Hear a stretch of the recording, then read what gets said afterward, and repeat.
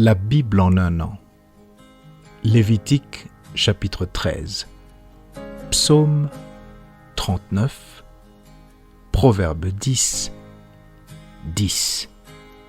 Lecture du 22 février.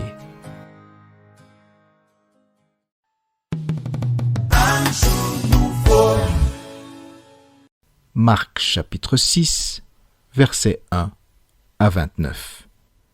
Jésus partit de là et se rendit dans sa patrie. Ses disciples le suivirent. Quand le sabbat fut venu, il se mit à enseigner dans la synagogue. Beaucoup de gens qui l'entendirent étaient étonnés et disaient « D'où lui viennent ces choses? Quelle est cette sagesse qui lui a été donnée? Et comment de tels miracles se font-ils par ses mains? N'est-ce pas le charpentier, le fils de Marie, le frère de Jacques, de Jos, de Jude et de Simon? Et ses sœurs ne sont-elles pas ici parmi nous? » Et il était pour eux une occasion de chute. Mais Jésus leur dit, « Un prophète n'est méprisé que dans sa patrie, parmi ses parents et dans sa maison. » Il ne put faire là aucun miracle, si ce n'est qu'il imposa les mains à quelques malades et les guérit. Et il s'étonnait de leur incrédulité. Jésus parcourait les villages d'alentour en enseignant. Alors il appela les 12 et il commença à les envoyer 2 à 2, en leur donnant pouvoir sur les esprits impurs. Il leur prescrivit de ne rien prendre pour le voyage si ce n'est un bâton, de n'avoir ni pain, ni sac, ni monnaie dans la ceinture, de chausser des sandales et de ne pas revêtir 2 tuniques. Puis il leur dit, « Dans quelque maison que vous entriez, restez-y jusqu'à ce que vous partiez de ce lieu.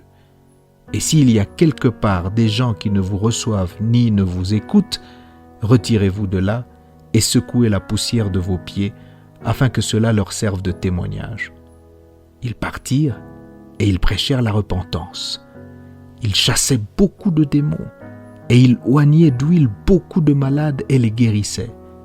Le roi Hérode entendit parler de Jésus dont le nom était devenu célèbre et il dit « Jean-Baptiste est ressuscité des morts et c'est pour cela qu'il se fait par lui des miracles. » D'autres disaient « C'est Élie » et d'autres disaient « C'est un prophète comme l'un des prophètes. » Mais Hérode, en apprenant cela, disait « Ce Jean que j'ai fait décapiter, c'est lui qui est ressuscité. » Car Hérode lui-même avait fait arrêter Jean et l'avait fait lier en prison à cause d'Hérodias, femme de Philippe, son frère, parce qu'il l'avait épousée et que Jean lui disait « Il ne t'est pas permis d'avoir la femme de ton frère. » Hérodias était irritée contre Jean et voulait le faire mourir, mais elle ne le pouvait, car Hérode craignait Jean, le connaissant pour un homme juste et saint.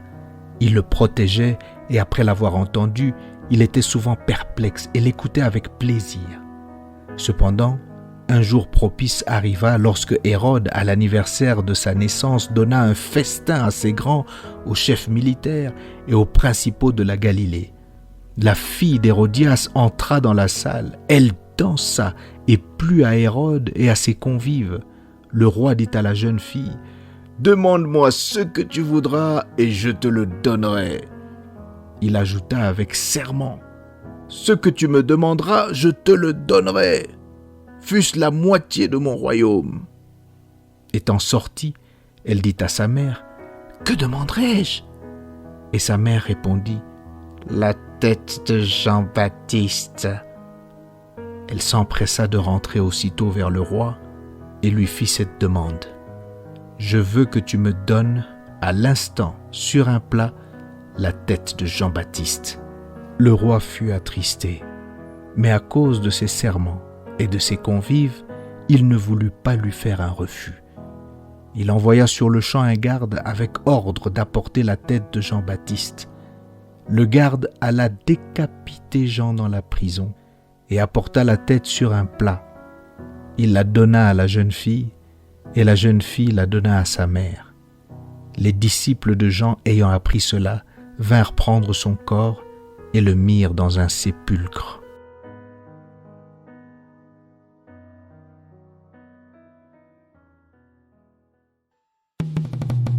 chanson.